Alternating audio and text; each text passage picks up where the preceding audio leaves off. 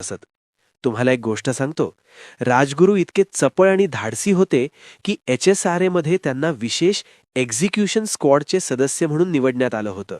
म्हणजेच जेव्हा सर्वात कठीण काम असायचं तेव्हा राजगुरूंना पाचारण केलं जायचं.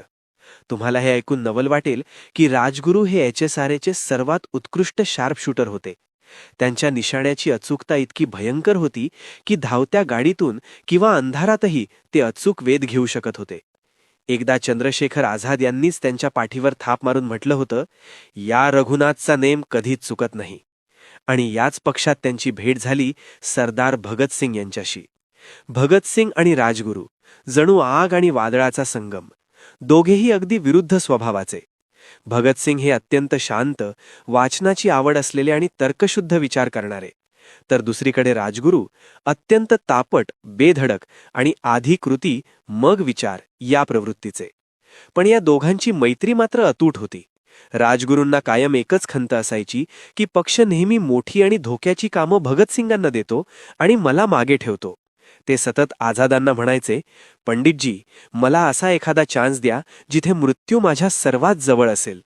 मृत्यूची भीती त्यांच्यात जराही नव्हती.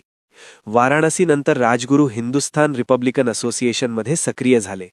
चंद्रशेखर आझाद, भगतसिंग, सुखदेव, बटुकेश्वर दत्त हे सारे एकत्र आले होते एका ध्येयासाठी: भारताला इंग्रजांच्या जोखडातून मुक्त करणं. 1928 मध्ये संघटनेचं नाव बदललं. Hindustan socialist Republican association HSRA.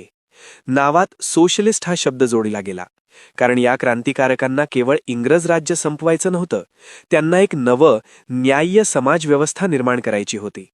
Bhagat Singh हे विचारवंत होते, आझाद हे संघटक होते आणि राजगुरू होते कृतीचा माणूस.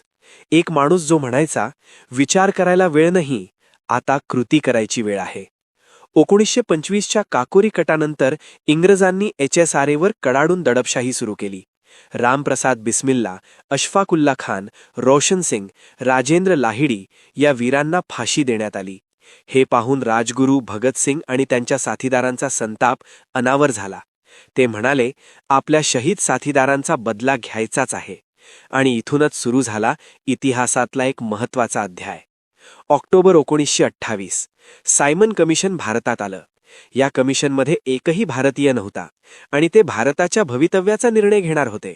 सर्वत्र निदर्शनं झाली. लाला लजपतराय म्हणजेच पंजाब केसरी यांनी लाहोरात आंदोलन केलं. इंग्रज पोलीस अधिकारी जेम्स स्कॉट यांनी निर्दयपणे लाठीचार्ज केला.